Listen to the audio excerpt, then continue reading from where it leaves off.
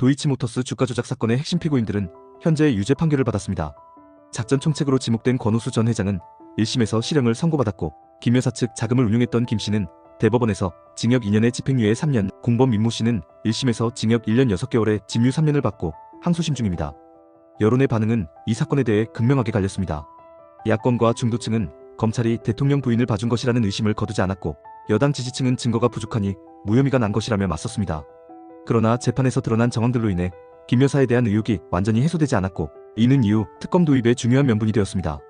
삼부토건 주가 조작 의혹 2023 도이치모터스 건과 유사한 의혹이 삼부토건에서도 제기되어 파장이 커지고 있습니다.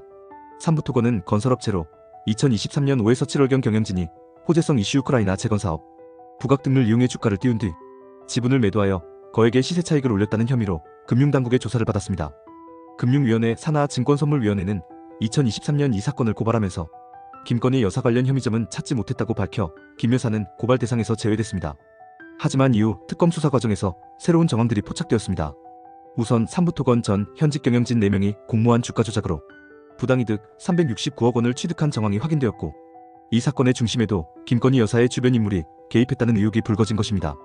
특히 과거부터 김 여사와 친분을 과시해온 사업가들이 있는 단체 대화방에서 2023년 초 3분의 1 체크하고 등의 문자가 오간 사실이 드러났습니다. 이 대화에 등장한 인물들은 김 여사의 자산관리인으로 알려진 이종우 전 블랙펄 인베스트먼트 대표 등으로 도이치모터스 사건에도 등장하는 주가 조작 선수들입니다. 즉, 도이치모터스와 삼부토건 두 사건이 판박이처럼 닮아있다는 지적이 나옵니다. 김 여사가 두 회사 옛 경영진과 모두 친분이 있고, 두 사건에 공통으로 이종호 같은 인물이 활동했으며 작전 방식도 호재 뉴스 이용, 주가 폭등, 내부자 매도의 전형적 패턴이라는 것입니다. 정치권에서는 이러한 정황을 볼 때 김건희가 어떤 식으로든 삼부토건 의혹에도 연루됐을 가능성이 크다는 목소리가 많습니다.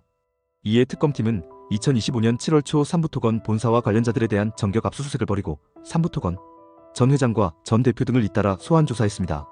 특검은 김 여사가 삼부토건 주가 조작에 자금 출처나 내부 정보 제공 등으로 가담했는지를 규명하기 위해 당시 최대 주주였던 업체 휴스토리의 거래 내역과 주식 이동을 추적하고 있습니다. 주가 조작 세력이 김 건희 여사에게 삼부토건 관련 정보를 흘리거나 이익을 제공했는지가 수사의 핵심 쟁점입니다. 여권은 삼부토건과는 김 여사와 무관하다는 입장이지만, 야권과 상당수 언론은 도이치 사건과의 유사성을 지적하며 의혹의 눈길을 거두지 않고 있습니다. 사회적 파장도 적지 않습니다.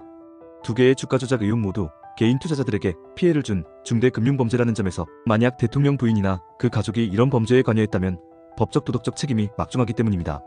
영상이 도움되셨다면 구독과 좋아요,